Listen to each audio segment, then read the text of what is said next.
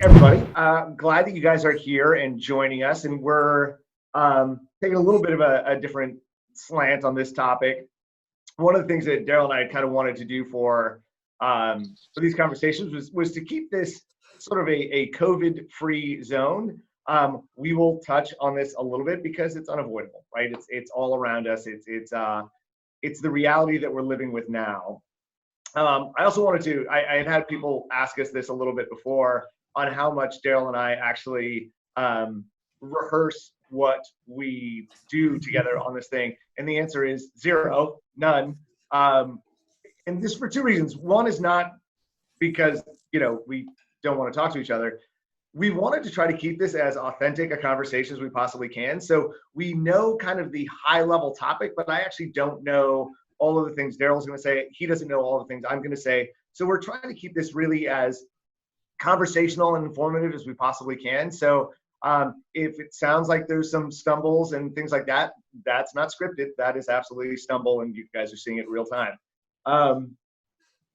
We want to kick this one off here quickly to talk about what our environment is like currently, what we think the environment is going to be like going into the future, and the absolute need for all of us to get moving. It's really, really interesting when you get to an environment where you basically shut down your life for the last couple of months, and it almost feels like somebody's going to sort of, ring the starting bell and we're all going to rush out there and start going again. And that's not how this works, right? This is such uncharted territory for all of us that if we sit there and wait, we may wait too long. Business may pass us by. Things that we could be doing in our life may pass us by. So we really want to start this off by absolutely encouraging anybody that feels like hey, I'm having a little trouble getting started. I'm not quite sure the direction that I want to go. Just start moving. Just start going towards the things that you used to do prior. Because here's the thing, even in this new normal, we're going to have very, very distinct changes in how we operate. There's also going to be a massive component of things that are exactly the way we always used to operate, right? Being in contact with our sphere, making sure that we are a trusted resource that never goes away. That is absolutely imperative. So some of the things that I just wanted to pick apart in the near term is how many agents are actually out there working right now? Agents that are starting their business. And I know there's tons in the company that are doing it too. One of the resources that I try to go to all the time is Moxie. So I know everybody knows Moxie. It's kind of what Daryl and I chose to be our operating software system, our CRM, our basically a listing presentation, a buyer presentation tool. Those components we thought were really, really important, and that Moxie does it at a high level.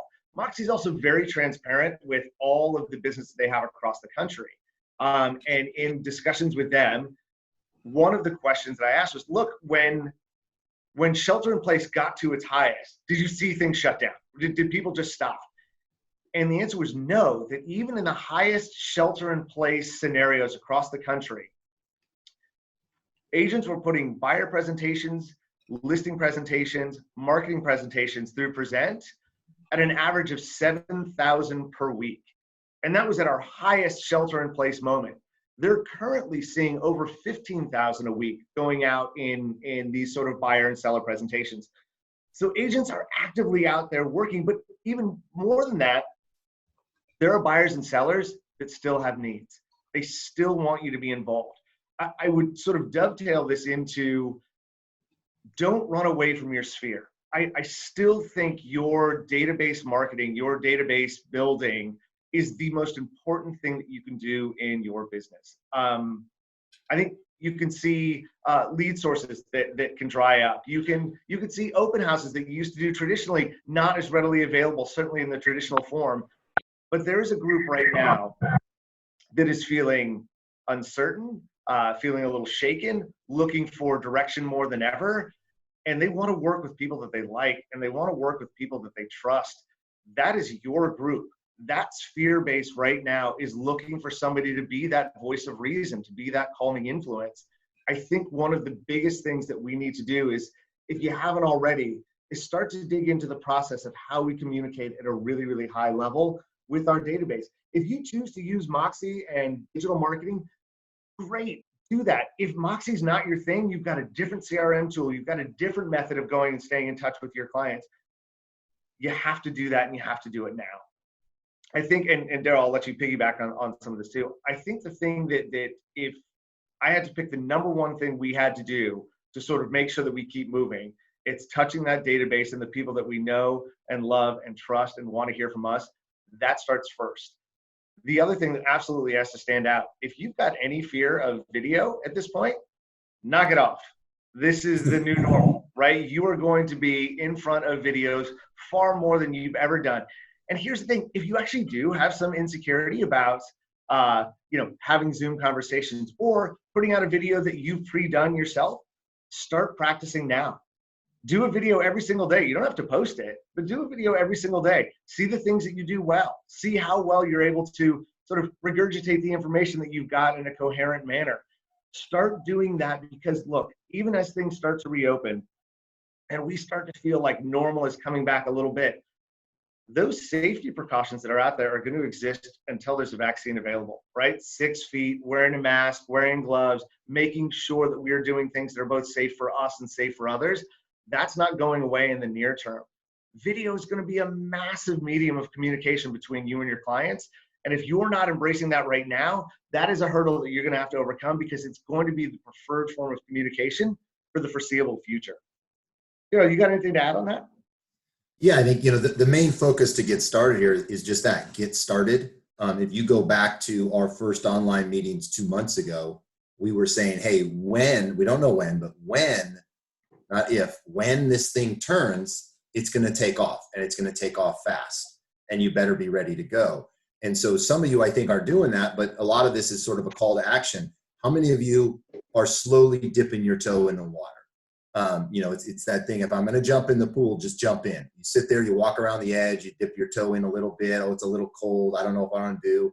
And this is very much like coming back from vacation. We used to call it re-entry, right? You go away to Hawaii, Cabo for 10 days. You come back, and it's hard to just go to work Monday morning and just hit the ground running. Even if you have more energy, it's like, well, I was in this zone where I got up a little later and I had coffee and I relaxed, and now it's, going again. And if there's any doubt, I know that we have fairly different geographic regions here, and the opening procedures are different in each one. But if there's any doubt that we have not hit the ground running, things are going. I know there's still restrictions out there, but we're looking listing count through the roof, okay? Already up like crazy. It's showing that everybody that was going to list in March and April decided to list now instead, on top of the ones that were going to list in May anyways, okay? So we've got 3 months of listings jumping on right away.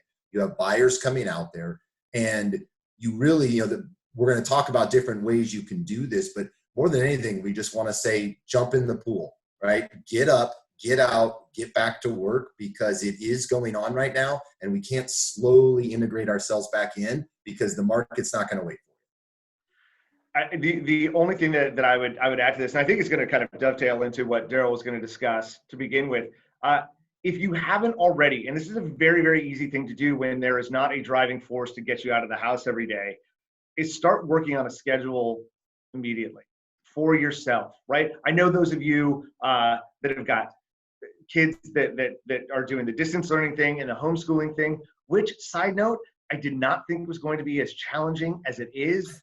Unbelievable. Unbelievable. Teachers should be paid 4 times the amount that they're paid.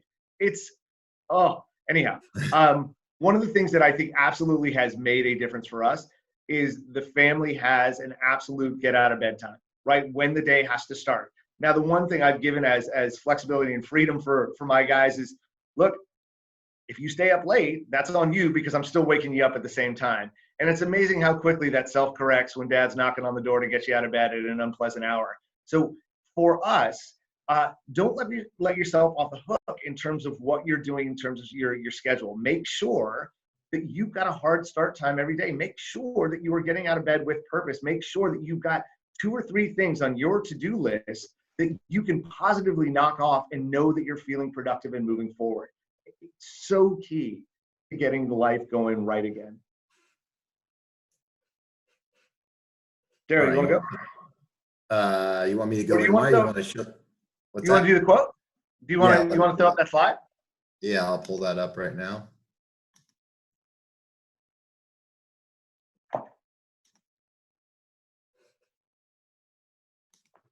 All right, there you guys see that okay? Yes. All right. You're on, Matt.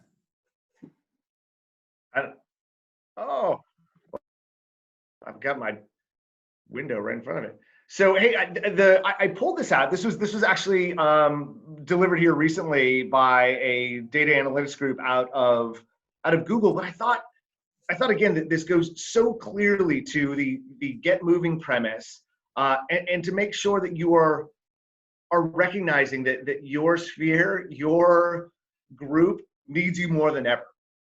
So basically, guys, the data tells us people are looking for two things right now: help and comfort. And if you're able to help them to navigate the current situation, tell them about that. Meaning, people are looking for people to help them through. If you happen to be one that can do that, let people know. However you choose to do it, whatever your medium of communication is, make sure that they understand. Think like a caring human being with the resources to help millions. Then act accordingly in the mutual interest of business and society. I think this is a great quote for the fact that as you reach out to your customer database, your client database, your friends and family database, I would not be going at anybody right now with a Brian Buffini, who do you know that may be looking to buy or sell in the next 6 months. I think gauging the temperature out there, your initial contact with anybody should just be to ask them how they're doing and see if there are things that you can do to help. If you can become a resource, a calming influence, a guiding light in a time like this, you will always be remembered as a trusted resource. You will be one of the people that was willing to reach out and help when you didn't have to. And reaching out to help may be offering to do, errands for groups that may not be able to get out of the home, right? It may be just a wellness check-in to say, hey, I haven't talked to you in a while, hope things are going okay. Your initial reach out and communication with people is not always to drive your business, right? It's to come from a really caring aspect of who you are and the relationships that you've built with these people. So that quote stood out to me is, I think, making sure that we are in constant contact with the people that we care about most, but do it from the right perspective. Do it from a care initiative as opposed to a business initiative. I believe if you do the care part right, the business takes care of itself. Daryl, anything? I think the same. We've been saying this is a relationship business, not a transactional business. And I think if you look right now, there are some companies, not just real estate related, but in all companies that are focused on the transaction and numbers. And then there are those that are focused on the relationship. And now more than ever, those relationship-based companies, relationship-based agents who are reaching out and finding a way to add value to their clients are the ones that are going to jump through this storm a lot faster and figure out that they have a huge value to people right now. So continue on that whole database relationship management type of situation. And again, as Matt said, that doesn't mean just call. It doesn't, like, try video, right? Get in front of your clients. It's so much easier now to set these things up. And I know Matt's going to talk a little bit more about different ways we can do that virtually later on in this meeting. But again, get used to getting in front of the camera and get in front of your people, because it is going to be part of the new normal, not the entire new normal, but part of it. Do you want to see that next slide, Matt? Sure.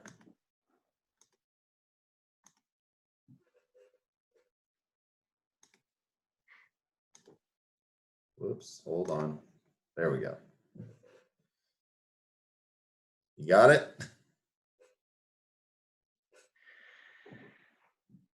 Yeah, so I thought as I was going through this, the guiding principles for getting moving to make sure that you've got sort of some clear initiatives. And again, this may seem overly simplistic. This may not be relevant to everybody that's here, but I think if we're making sure that as we get going again, as this tide starts to rise, I want to make sure that we have as many people moving with us as possible. I don't want anybody to get left behind on this. So we're really trying to give kind of a high-level blueprint of making sure that you are moving towards getting yourself financially healthy, mentally healthy, making sure that you're doing the things that are absolutely most important in your life. And these were kind of like my 4 guiding principles to sort of, making sure that you're still in the mode of being that trusted resource. So I think the very first thing, make your message simple and effective. If you are calling your sphere, your database, anybody to reach out, make sure that they know that you are doing nothing more at that point than just seeing if they're okay and if there's anything that you can do to help. Right now, this can evolve later on when your message can change, when things start to feel like they've opened up more, people are embracing more the idea of buying and selling. Great, shift your message at that point. My initial message at this point would be nothing more than, hey, is there anything I can do for you in this challenging time? Remain hyper current on all housing info. As you get to a point where people go, hey, we're actually doing okay. As a matter of fact, we're thinking of selling because we have sheltered in a 1,200 square foot condo, and I never want to shelter in this place ever again. What do you hear on what's going on in the market? You still have to know your numbers, right? Knowing that data is massively important. And I'll say this is one of the times where the companies reach from the Sacramento area all the way down to Fremont. You're going to find that there are some people that are going to go, you know what? Had enough of the Bay Area. I'm moving up to Sac. Oh my God, you've got referral sources all over the place. You may find that there's reversing as well, right? There are people that go, hey, I need to be a little bit closer to where I'm going to work, or family, and that's in the Bay Area, and we're doing that. So make sure that you are absolutely as current as you can, because people are going to ask, wow, is the housing market tanking in the midst of all of this? You've got to know. Mix the micro data with the macro data. As that conversation progresses as to how's the housing market, understand that most of your clients get their news from a national source, right? So what is happening in Oklahoma and Minnesota is not what is happening here. Make sure that you can actually speak to, hey, here's what's happening to the housing market as a whole. Here are the concerns and the things that we're watching. But you know what's happening right here? The following, right? Now, finally, the last part, use videos on social media, use Zoom, use whatever you want. But I almost go back to the DocuSign example that we used when we were talking about Upstream, where nobody believed that clients would want to sign a bunch of documents without their realtor sitting right next to them. We introduced DocuSign and found out that everybody was like, awesome, I don't have to go to the office, I don't have to meet with you, we're just going to do this right here at home at the convenience of our own home. You now have that same ability with videos. And we're going to touch a little bit on virtual tours and virtual open houses here in a little bit. But using video is absolutely the key for your reentry, right? It's staying current, it's staying relevant, it's staying in front of people, and you're able to do it on their time, right? I mean, it could be done at a lunchtime for them. It can be done, when the kids go to bed. You now have this ability to have real current conversations where you can screen share, show different things, and do it all at the convenience of your client. So those are my 4 key points as here's how we re-enter, and here are the things that I would want to know most if I were having conversations with somebody about real estate. And I think, one of the things I'll go over to this next part is we look at those 4 steps that Matt's talking about. I want you to think about something, because we're talking about changing. We're talking about changing our habits, changing what we're doing. And we even titled this, leading in the new normal. And a lot of people are wondering, like, what is the new normal? How are we going to come out of this? How are we going to react? And how much will our business change? How much will buyers change? How much will sellers change? The first thing you have to know, I put at the top, that's actually a quote by a guy named Daniel Kahneman, who's written many books on social and human behavior. And he says, human beings are historically irrational beings. And what he meant by that is that we tend to make decisions without all of the information in front of us. We get a little bit of information and then we immediately run with it. And, again, no matter what political side you're on, if you look at what happened in our world and in any country, we made reactions to this virus based on a very small amount of information, and we just jumped and reacted to it. And then we found out, hey, some of that information maybe isn't the best, right? That's not a new thing for us. If you go back, to 9/11 and how we all came together as a country, we reacted to intelligence information and we just jumped. And then we found out later, maybe that information wasn't all great. Okay. everything we do, we tend as human beings to react to things and not look at everything, not everything that can be seen. So I'll give you a couple examples. I heard this from several people this week where, hey, Twitter, the CEO of Twitter announced that everyone can work from home, right? This is the new thing. Everybody is going to work from home now. Daryl, how is this going to affect us? Are we going to do the same at the offices? Is this going to change the type of home people want and things like that? And it's interesting because they're not looking at the whole picture. So I wanted to walk you through a couple things here. One is, if you look at the majority, more than 75% of Twitter employees are a technological type of position. And a technological type position, the productivity of that employee is very easily measured remotely. Meaning I can see they did X number of reports, or they did this, number of keystrokes. We can tell if they're being productive at home or not. So a company like Twitter can do that. However, the majority of our economy is not made up of just these technical people who sit behind a computer screen. It's made up of employees where productivity is hard to measure unless you are out of the house and I can see you actually doing things, okay? So again, this is something that everybody's jumping that way.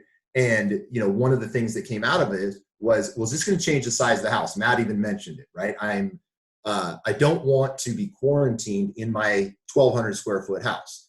And so if we look at that, we have to ask ourselves, if that means that based on this pandemic, are we going to see smaller houses, or are we going to see people wanting smaller houses? Well, the only way to really check on that is to really go back to housing size in general. Here's couple interesting facts. Since 1996, the average square foot of a new home has risen from 1996 to 2014, an 18-year run. The average square footage size of a new home being built has gone up. However, the size of the American family during that time has reduced. That's not what we look at. We think, oh, we're getting these bigger houses because we need more space, we're having bigger families. No. So if we're not getting bigger as a family, why did our housing size increase? And if you really look at the numbers, you'll find out that mortgage rates in 1996 dipped low. And in an effort to increase profitability, developers went out and they built bigger homes to increase their profit margin. They knew you as the consumer could afford it. They knew you didn't need it. Your family wasn't any bigger, but they knew you could afford it. So they did it because they made more profit. And I put, housing size versus super size. Many of you, there's actually a book and a documentary called Super Size, which has to do with the fast food industry. The fast food industry did not create the supersized value meals because we as a society were getting more and more hungry, right? We weren't getting skinnier. We didn't need more food. What they found out was if they added this giant size and put a little bit more on the cost of it, they could increase their profit margins. And we gobbled it up like crazy, okay?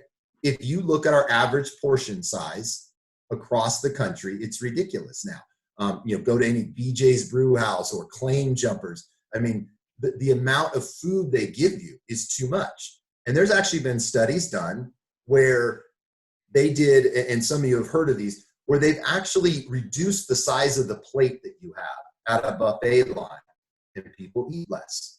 They've also done these experiments with soup bowls, where they actually had a straw coming out the bottom of the soup bowl, where they could pump more soup into the bowl. And they found that if you sat there eating the soup, and then they would slowly pump more soup into it, you didn't get full. You kept eating because the bowl was full. And so people would sometimes eat 3 bowls of soup at a sitting versus 1 because they just looked down and their bowl was full. So they just kept going. And that's sort of the thought process here is, okay, what's really going to happen? Are we going to do this because we need bigger homes or do this? Generally, new homes versus existing homes and the size of homes, these are all things that have to do with financial capability. When we are in a financial stressor, okay, what happens is we choose less expensive, smaller homes. That's just the bottom line. That's the reason that there was a huge mix between new homes versus existing homes in the last turn, because new homes lagged behind in desire. People didn't want them because they were bigger and more expensive, and we were in a financial crunch. So people started choosing the existing homes because the existing homes were smaller. To answer that, if you now look, you remember I said that size went up from 2014, or sorry, from 96 to 2014. But in 2014 to 2020, we've actually seen the new home build has gone down in average square footage. So it's kind of interesting that they're doing that now to battle the fact that they were losing out, okay? Now, in everyone that looks through all of this stuff and says, okay, what does that mean in my area? What are people going to choose? I think the biggest thing that we have to look at is that every area is different. As Matt said, some people are going to flee the Bay Area. I want to get out of the area that's been quarantined more. I want land, okay? We have a bunch of people up here in the Sacramento area saying, I want out of California, right? We have certain people saying, I want multi-generational living. I want to be able to have an in-laws quarters. What we do know is this pandemic is another real estate factor in the terms of a divorce, a death, kids going off to college. It's going to drive sales for some. It's going to drive listings for some, buyers for others. Each of these depends on your, distinct area. But I think what you want to really find is that nothing drastic is going to happen. Nothing drastic has ever happened from something major like this. Okay, and that's what I think we're all speculating. There's a whole bunch of studies out there on speculation and what it does to you and how it drains you of energy. But again, going back to what we know, 2001, 9/11, okay, air travel will be changed forever. We will probably not travel anymore. It's going to be so hard. The security is going to be so intense.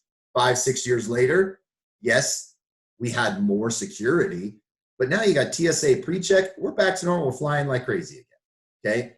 So what really happens is there's a hybrid effect, meaning every time one of these things happens, we take upon certain changes, but we don't take them all on. We're not going to go to all virtual showing. We're going to go to some virtual showing. So I wanted to I was going to talk about the office space, Matt, but you want to speak to this at all? No, I think it's going to be a really interesting trajectory here to see. So there's, if you look actually in historical events where we've had something that has been this kind of anomaly, right? We haven't been prepared for it, and what happens, and we do see this if you look at economic data, if you look at sort of family satisfaction, there's this huge dip that takes place, and it takes place really, really quickly. And that's, I don't want to say overreaction, because I think a lot of what we are trying to do is in the best interest of everyone. But you see this huge reaction. The one thing to keep in mind here is the recovery from every single one of these huge events has been a V-shaped recovery, which means it hits low and it shoots up really, really fast. So I think, again, keep a level head around what's taking place right now and understand that there will be this desire to get back to doing things the way we used to do them. I do think you will see changes. I think there are going to be people that absolutely go, yard space is going to be far more important because people may want to have an indoor-outdoor living experience. Absolute, square footage or acreage could be incredibly important for some people, and they'll be getting out of the Bay Area to do that. But I think really, I think Daryl's point is so valid in the fact that we have to make a lot of really, really quick changes on the fly to figure out the position that we're in. And coming out the other side, we realize what needs to stick and what has to go away. Yeah, before I jump into the next slide, I want to kind of go through some of the chat rooms. I think, Michelle, you said, I think I see an exodus of people leaving densely populated urban areas with inflated rent and purchase price. I absolutely agree, but I don't think it's going to be long-term. I think people are going to jump out. They're going to realize they can work remotely a lot of the times, but then that's going to hit the rent and purchase price of those areas. And let's keep in mind, those areas were inflated and had high purchase prices because the weather in those areas is awesome. and the jobs in those areas are awesome, most notably the Bay Area. So I think it'll then swing back. Everything kind of adjusts to each other. I think also as you look, Christian, you said that Facebook and Google are saying they're going to let people work from home. Absolutely. But again, those are technological jobs for a lot of those. They're sitting behind a computer screen, and the productivity of those people can be measured very easily. I think, the other thing is there an argument that people will want larger homes if they're going to be working from home? Maybe, but in the sense of, well, is there an argument that the family sizes are getting smaller, therefore we're going to want smaller homes? No, that didn't happen. And will we truly work from home, which I'm going to talk about in this next slide? I think also that as you look at this whole working from home, because that seems to be a big one, will that make people move out of the densely populated areas? I want to go through a screen with you here. Hold on.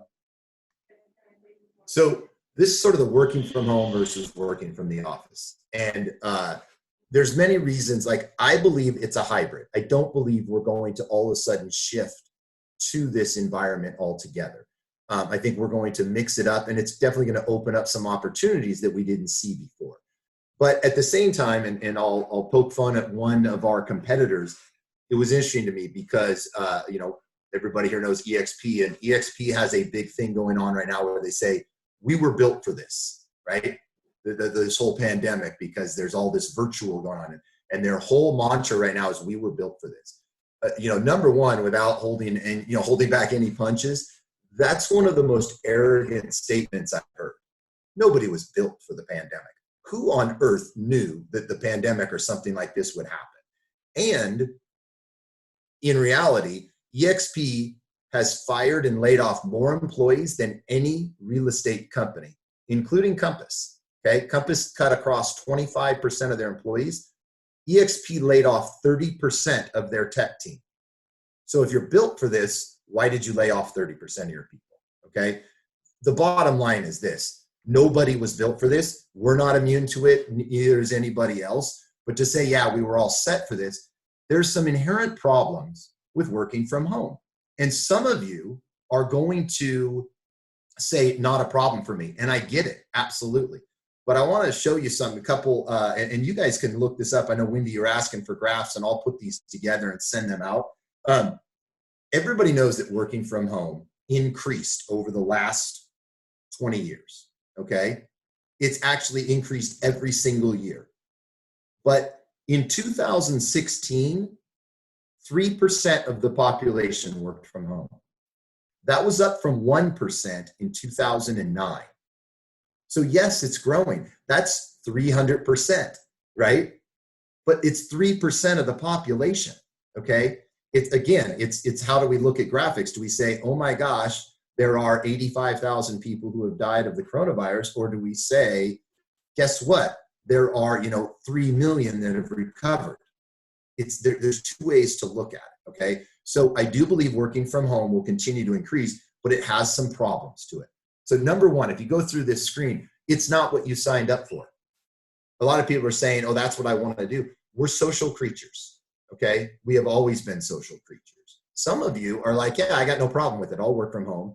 But in reality, it's less than 5% fit that.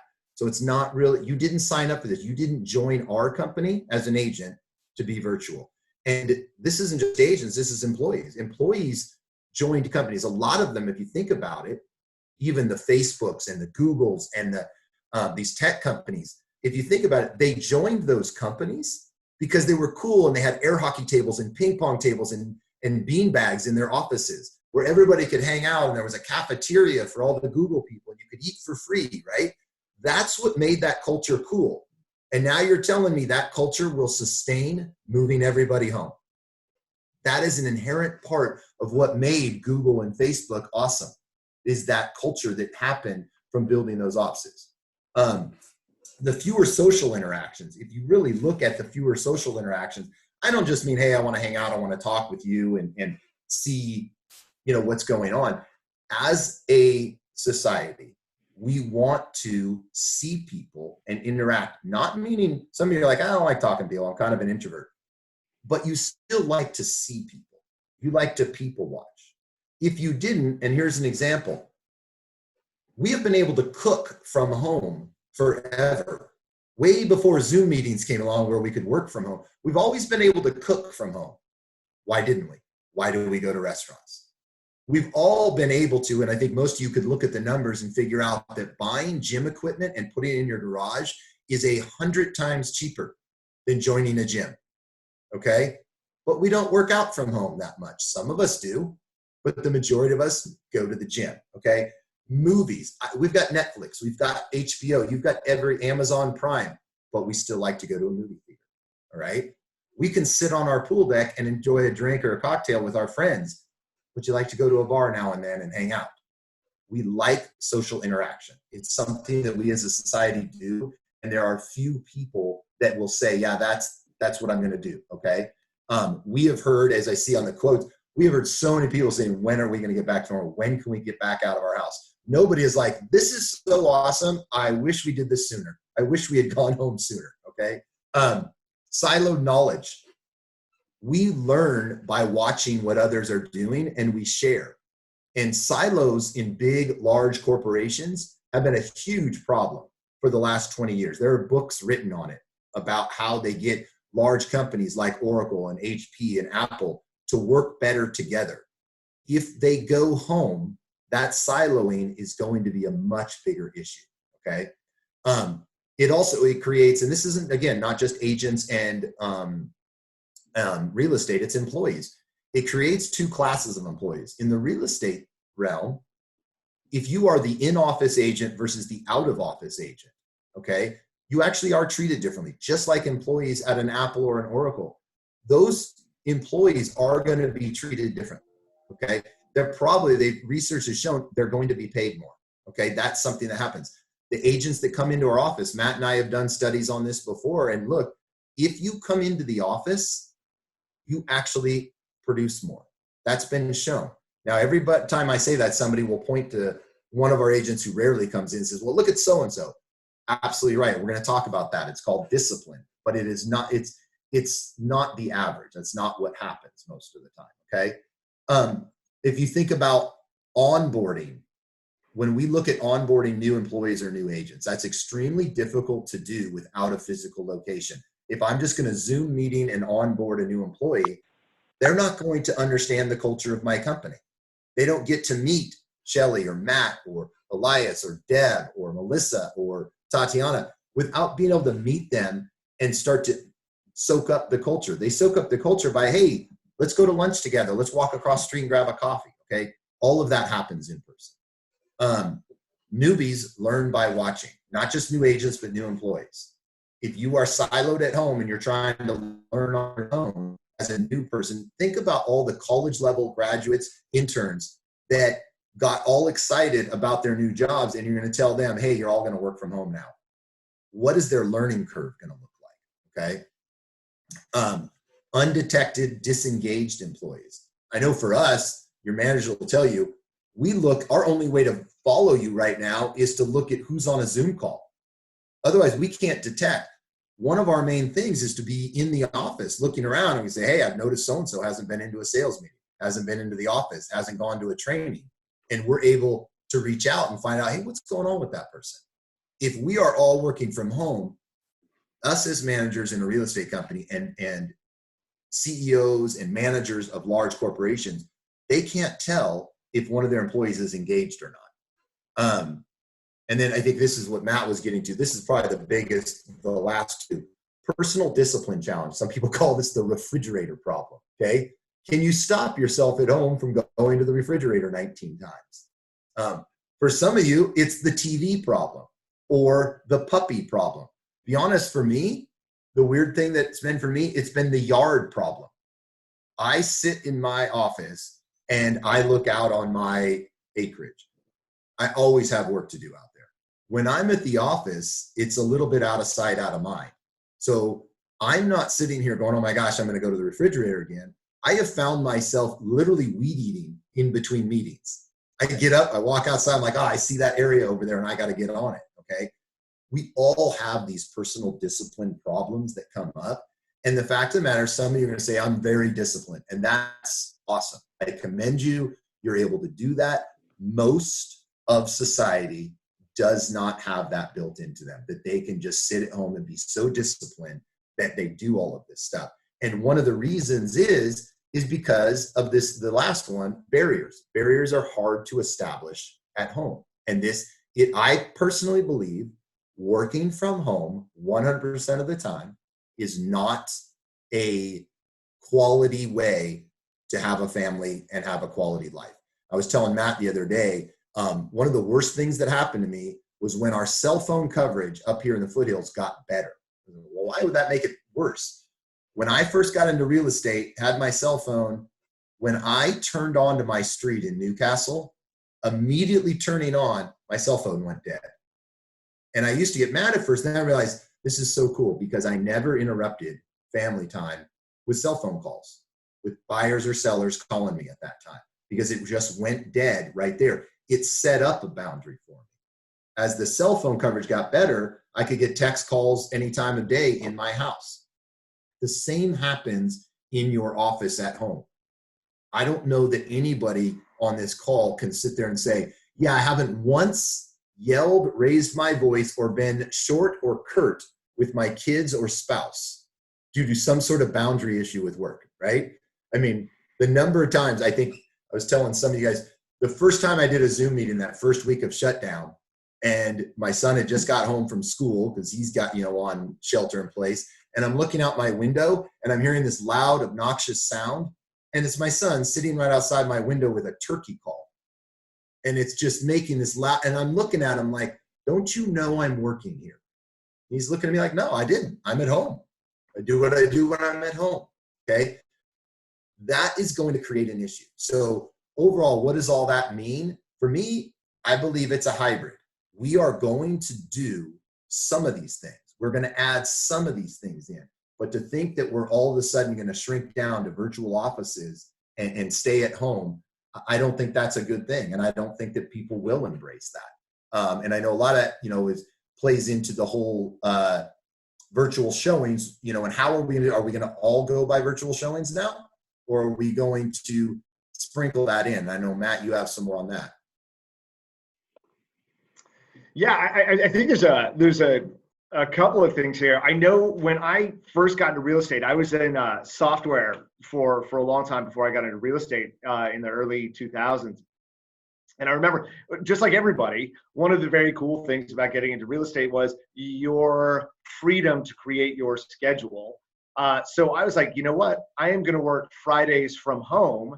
And I can tell you without question, the least effective day of every single week. Like, I could figure out a way to watch Sports Center 3 times in a row, even though nothing was different between the first time and the third time, just because it was there. So there's a real slippery slope with feeling like you can be very effective working from home as you would be working in the office. That's not to say that both can't be done. I do firmly believe, and this is just my own thing, that it's nice to have a safe space that is not work related. And the house tends to be that spot for a lot of us. And when it starts to intermingle too much, things can get a little messy. One other thing that I wanted to mention in the comments there, both Jennifer and Glenn had mentioned a W-shaped recovery. I tend to agree. I don't know if we know yet. But so a W-shaped recovery, for people that don't know, is we shoot down really fast, we make this recovery up, and then we may see come fall and winter, it's possible that the coronavirus spikes again, there's more uncertainty, and we have another fall before we can recover again, thus making that W. Most financial experts think that's the pattern that we're going to have. I think we just have to wait and see, but certainly being prepared for that is a really, really smart thing, right? It's do what you can while you can, and let's hope that we don't have any further setbacks, but be prepared, right? Be prepared that could go that direction. So how are we doing for time? We got about 12 minutes left. I'll go fairly quick on this one, and let Daryl kind of finish with a couple of things too. We have talked about the need to sort of get your schedule going. I am firmly a proponent of making sure that your sphere hears from you the most. We've also said, hey, video is going to be a really, really, really key component to all of this. To go with that further, and to increase the reach and frequency of what you do, we have seen, virtual open houses take form. We have seen the virtual tours take off. This has primarily been a means of showing homes without the actual client having to be there with you. I think right now, one of the things I would say that there are agents in our company that have done exceptionally well running open houses, right? And that's not really an option right now. We're not allowed to, at least in the East Bay, have open houses where we're sending a bunch of people through. It can't be done.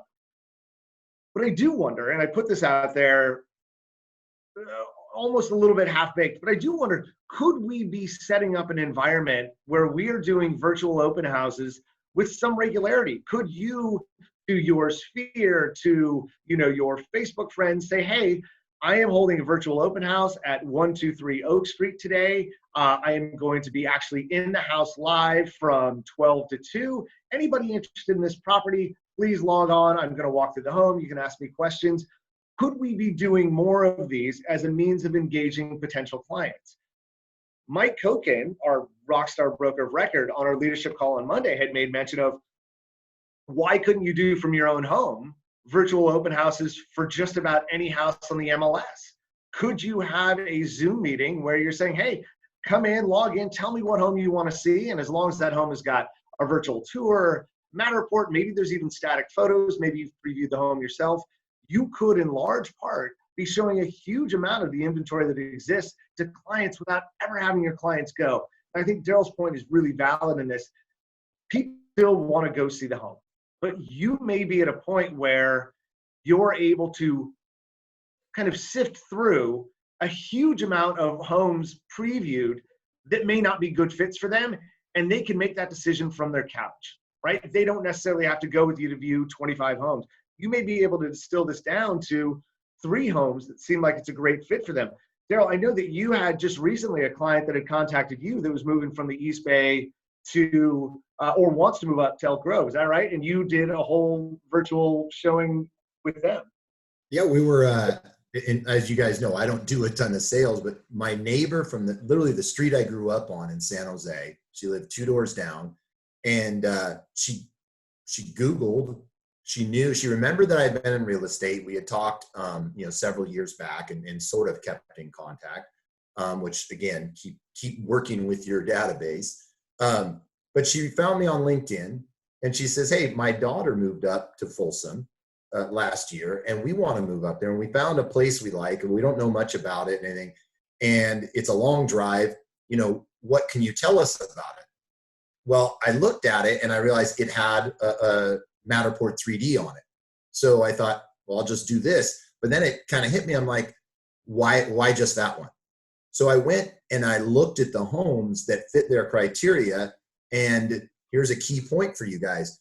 I chose the ones that had a virtual tour. And I don't mean a picture that goes through a loop, right? Because anyway, that's just pictures to music. That doesn't really help me, right? I mean, an actual virtual tour, whether it's video, Matterport. And I got on the phone with them. We did a Zoom meeting. I shared my screen. And in 1 hour, we viewed 5 homes in El Dorado Hills. Just looked at them. Just say, hey, what do you think now? That 1 hour, number one, I'm in Newcastle. That would have taken me 40 minutes to drive over there, okay? Then to drive around, that's a full day. That would have been a 4 to 5 hour process. They liked one of them, called me and said, okay, well, we'll come up and look at that one in person on Tuesday. And I took them out on Tuesday. They looked at it. And they're like, we love it.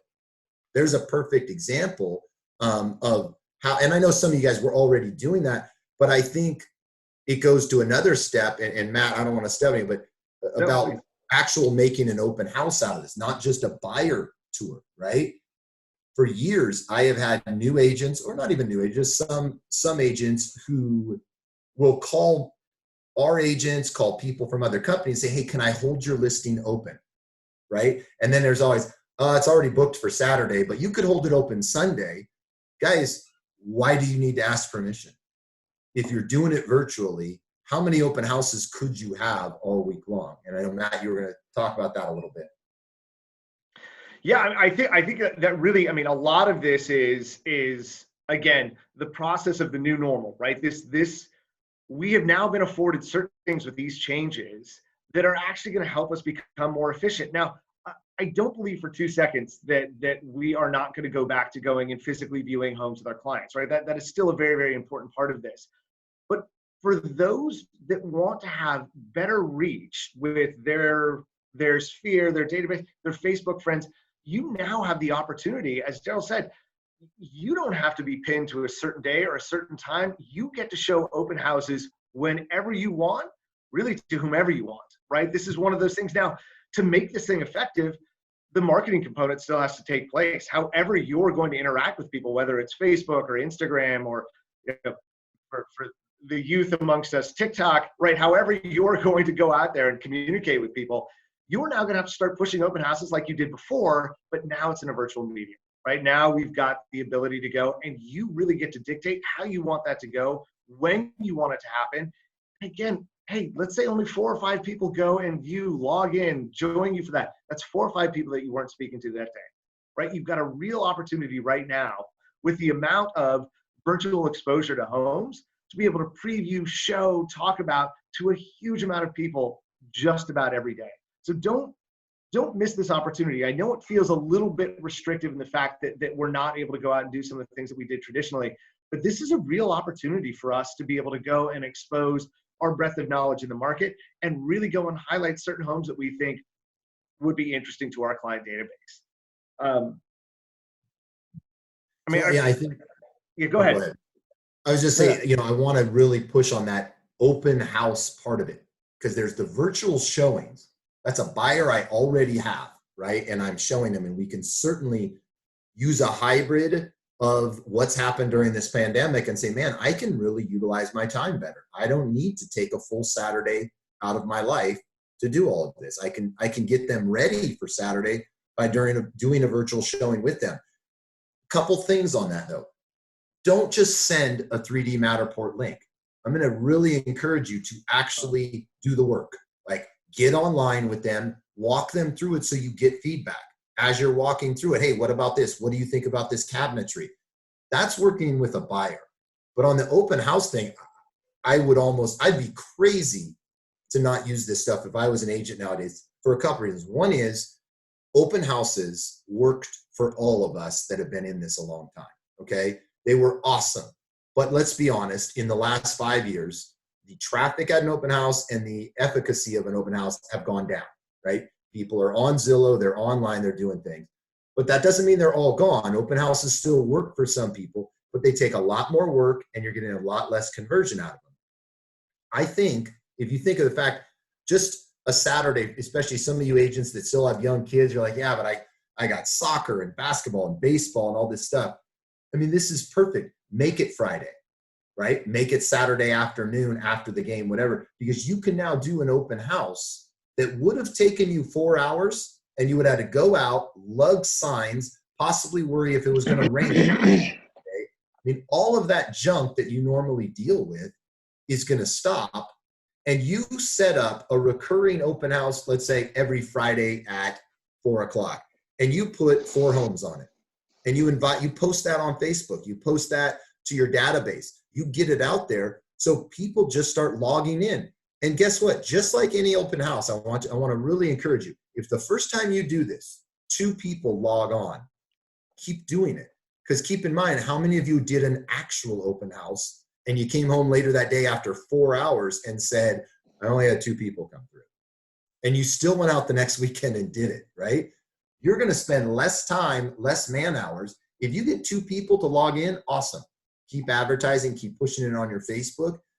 For some of you who are marketing a certain demographic or geographic area, make it like, if I'm in Stanford Ranch, Rockland, if I'm in, Kensington and Berkeley, every Friday, it's a standing appointment. I virtually tour all new listings that week in this area, right? You would just start, people just know, hey, every Friday at 4 o'clock, Daryl shows the 5 new listings or whatever's up in that market, and they just log on and they look at it and they see it. That type of thing is going to get you leads. It's going to get you people coming in. But again, it's not going full tilt. Oh my gosh, the virus is shutting us down and we're going to all be virtual again, right? It's taking the good from this, learning it, and then moving forward and saying, man, there's some good stuff I can learn from this. I'm going to look at the chat box, Matt, if you got anything else. No, I was gonna just two things in one, just to reiterate what you were saying. Make sure you are taking control of that setup. Screen share, make sure that you've done the work on the front end. You know the houses that you're going to preview, be prepared to go and talk about those. And if you're doing it the other way around, you're actually doing a virtual tour, which is different than the virtual open house for select buyers of interest. Encourage them to ask questions as you go through a property. It's just going to help, right? You can walk to different corners of the house. You can show things from walking from the outside to the inside. Make sure that you can make it as engaging as you possibly can. The only other thing that I wanted to put out there in all of this is we've talked about how much we have to do from our computer, how much we have to do digitally. I would say that don't abandon some of the things that have always worked. And one of the things that stands out to me to this day that I still always care about when it happens, handwritten notes to people that you care about, handwritten notes to those that are in your database. Right now, that kind of personal touch matters. It really, really matters. So yeah, we're doing all of these things online, all of these things digitally. We're absolutely trying to make sure we're as efficient as we can. But every once in a while, somebody sees that you took the effort to put pen to paper and write a note to them. I think it goes a really long way. I think just going through the chat box, a couple things before we wrap up. Mike, our awesome broker of record, is going to check on me legally every time. So let me be clear on the open house part. If I post on Facebook and say, hey, look at this awesome new listing on 221 Smith Street, and I don't have permission to do that, I'm marketing somebody else's listing without their permission, okay? That's not what I'm saying. If, and you can still do that, go ask for permission, you might be able to get it. What I'm saying is, if I send out a weekly report out of Moxie that says all new listings in a certain zip code, I'm not asking for permission to tell people about the new listings in a market. I don't have to get permission to tell people about certain things. I have to get permission to market them, okay? So if I am doing a virtual open house and I just say on Facebook, I'm doing virtual open houses. We're going to be touring new listings on Fridays at 5, okay? Now, that is no different than showing a buyer a 3D Matterport, right? If I send a buyer a 3D Matterport link to a listing, I don't have to ask that listing agent for permission to send that link out, right? I'm trying to show it to a buyer.